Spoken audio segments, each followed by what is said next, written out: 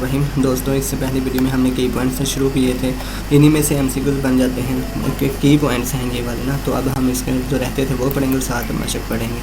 तो जो मेसोफिल है ना, मेसोफिल, ठीक है, मेसोफिल टिश्यू क्या होते हैं? Is also called photosynthetic tissue, is related to prepare food.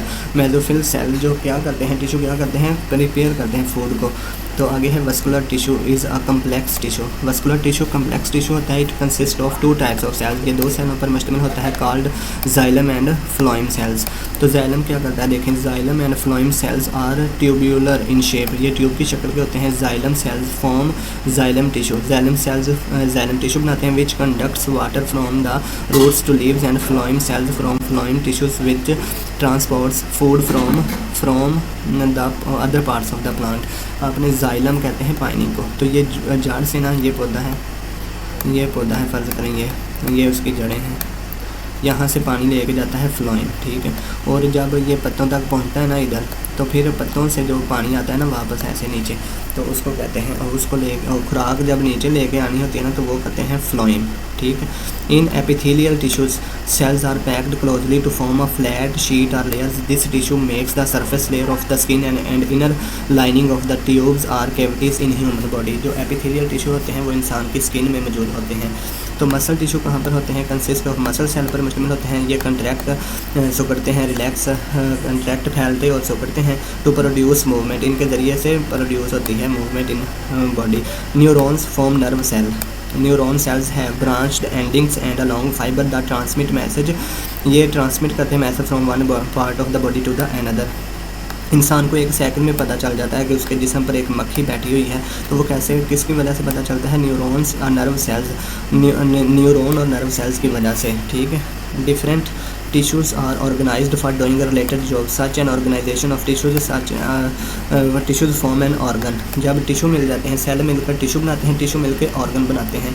तो ऑर्गेनाइजेशन ऑफ टिश्यूज़ क्या करती है? ऑर्गन बनाती है। इसके बाद है different organs are linked in an organ system for a particular function. तो ऑर्गन जो मिलके ना ऑर्गन सिस्टम बनाते हैं एक फंक्शन करने के लिए। अब ये एमसीक्यूज़ हैं, इनको पढ़ते हैं। हमने पूरा चैप्टर पढ़ा है, तो अब हमें ये आने चाहिए, ठीक है। Encircle the correct option. An animal cell has. एक एनिमल सेल में क्या होता है? सिंगल वैक्यूल होता है, 2 वैक्यूल होते हैं, मैनी वैक्यूल्स होते हैं, या 9 वैक्यूल होते हैं। आपको पता है कि जो प्लांट सेल होता है ना, उसमें ऐसे जो होता है उसके एक अंदर बहुत बड़ा वैक्यूल मौजूद होता है, पानी का थैला सा होता है। तो वो जो, लेकिन एनिमल सेल में ना छोटे छोटे वैक्यूल ऐसे मौजूद होते हैं, छोटे छोटे ना, तो इसमें बहुत सारे होते हैं। तो आपने इधर लगाना मैनी वैक्यूल्स, ठीक है। Mitochondria are the cell organelles that play role in. तो माइटोकॉन्ड्रिया का रोल क्या है?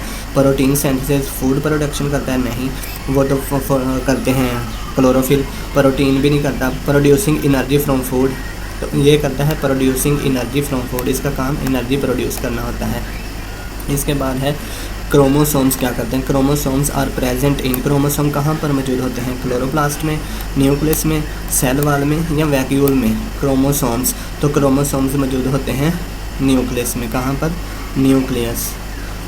इन्हें डीएनए भी कहते हैं, ठीक है। Cell membrane is composed of. Cell membrane किससे बनी होती है? प्रोटीन एंड लिपिड से, सेलुलोज एंड लिपिड से, सेलुलोज एंड प्रोटीन से, या लिपिड से? तो ये प्रोटीन और लिपिड से बनी होती है, प्रोटीन और लिपिड से बनी होती है।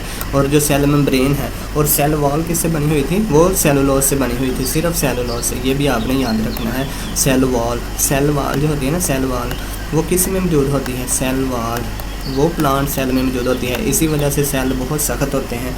इंसानों में सिर्फ सेल मेम्ब्रेन मौजूद होती है, ठीक है।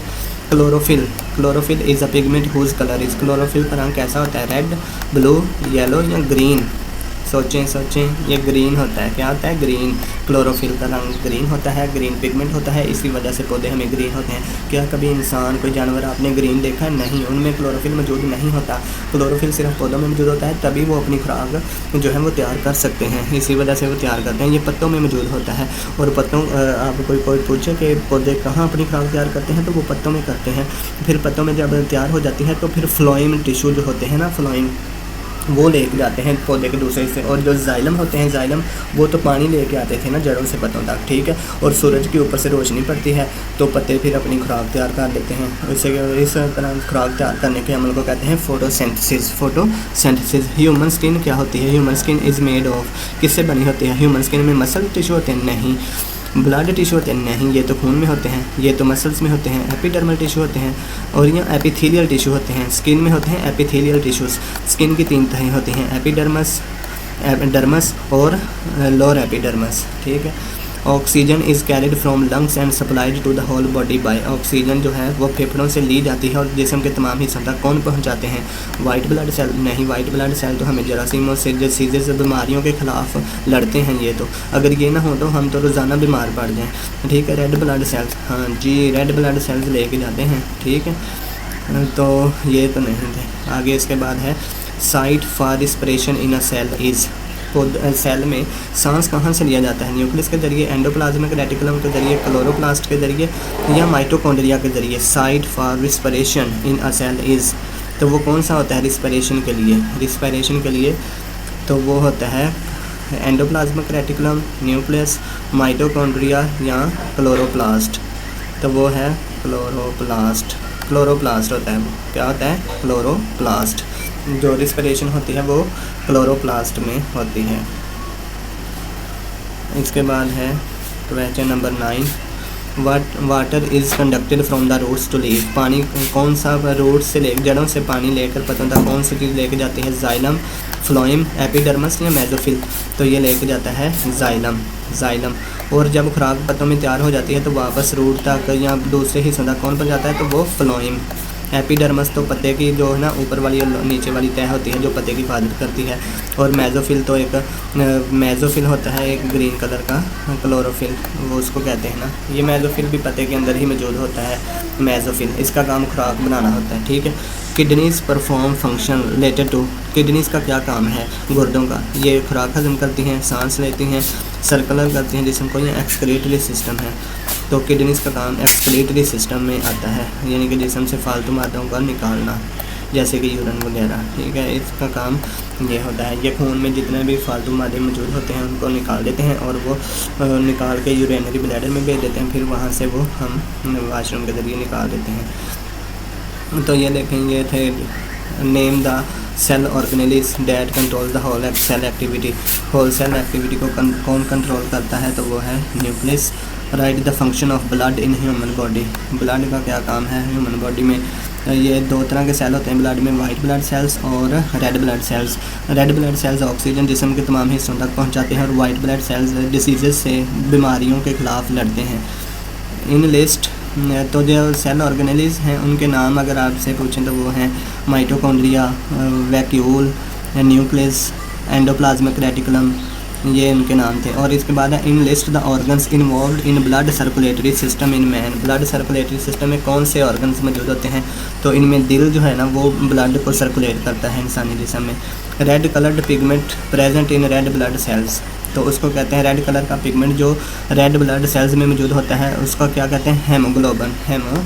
हेमोग्लोबिन कहते हैं। वो ऑक्सीजन इसके साथ चिमट जाती है तो वो फिर ब्लड जो है ना वो जिस्म के तमाम हिस्सों तक लेके जाता है और वहाँ से कार्बन डाइऑक्साइड इसके साथ खून के साथ चिमट जाती है, वो वापस गुर्दों के पास लेके आती है, वहाँ फिर खून की सफाई होती है, फिर दिल के पास जाता है, फिर वो पंप करता है, फिर वो जिस्म के दूसरे हिस्सों तक पहुँचता है। इस तरह जो है ना वो चक्कर लगाता रहता है। Animal cells and plant cell में क्या फ़र्क है? इसमें इतना ज़्यादा फ़र्क नहीं है, लेकिन यह है कि एक सेल वाल मौजूद होती है एनिमल प्लांट सेल में, बाकी सारे जो है ना वो इसमें मौजूद होते हैं। जो हिस्से प्लांट सेल के हैं वही एनिमल सेल के हैं। जाइलम का क्या काम है? ये जड़ों से पानी लेके जाता है पत्तों तक, और फ्लोएम खुराक जो पत्तों में तैयार होती है उसको